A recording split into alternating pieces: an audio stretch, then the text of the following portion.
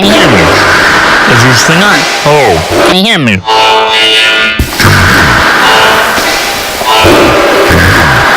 Still on? Oh, can you hear me? Before the Fantastic Beasts review begins, there are some things you must know. First is the format of Kyle's review. He grades movies on a letter grade scale.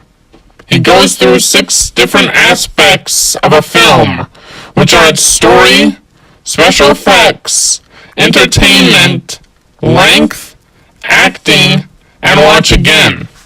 Every movie is different, so we make sure to review the film based on its own merits and if it works in the categories it is shooting for.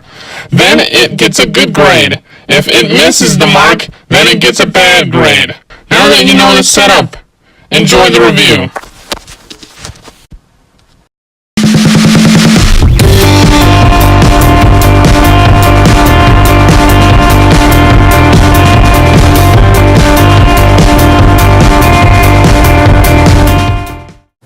The film picks up a couple months after the end of the first Fantastic Beasts film. The story relies heavily on not only your knowledge of the first film, but of the entire Harry Potter franchise. This film is confusing, and is even more confusing if you are not entrenched in the Harry Potter lore. There is just too much story in this movie, and most of it is not told well. The main problem with this film is its script. It has a lot of interesting ideas, but because of the amount of subplots and the poor editing, the middle portion of the film comes off as confusing, contrived, and especially boring. Unlike the first film where you could tell who the main protagonist is and who the main antagonist is, this film has a lot of characters and focuses portions on all of them, but none of them get enough screen time to make you care. It's like the film studio tried to take a 500-page book and condense it into a 2-hour and 13-minute film, but it's not. It's written by J.K. Rowling, the Harry Potter author. How did this happen?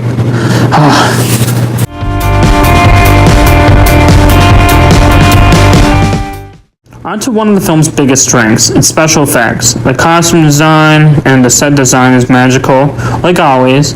The creatures and magic spells look great for the most part. Some elven creatures looked clearly animated and a little muddled. The sad part is the directing and editing of the film makes it hard to truly appreciate the work.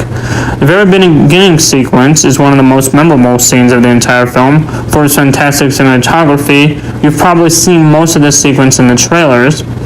Sadly, the film goes downhill from there.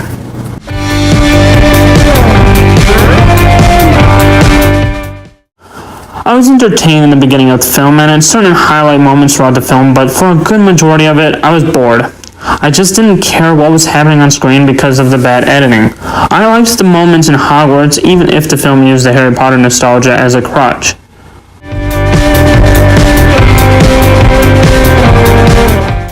This film feels overstuffed, and because of that, it comes off as confusing and contrived.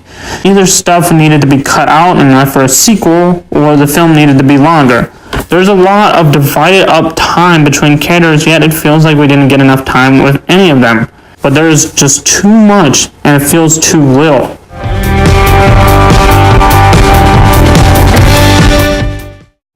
The second strength of the film is the acting. I thought everyone did their best with what they were given. I even thought Johnny Depp did a pretty good job as playing Grindelwald, as he gave a very subtle yet menacing performance. I thought Eddie Redmayne was great again as Newt when we got a chance to see him act. The problem is that lies not with the acting, but with what the actors were given. I don't know if it was the directing or the writing, but you could tell that the actors were trying to make the film work.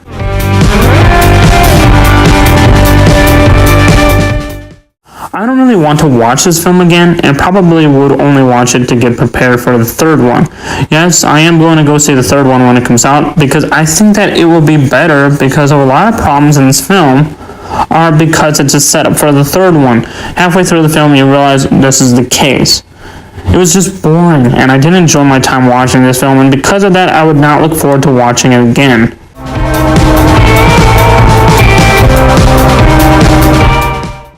Overall, Fantastic Beasts and Where to Find Them, The Crimes of Grindelwald gets an F.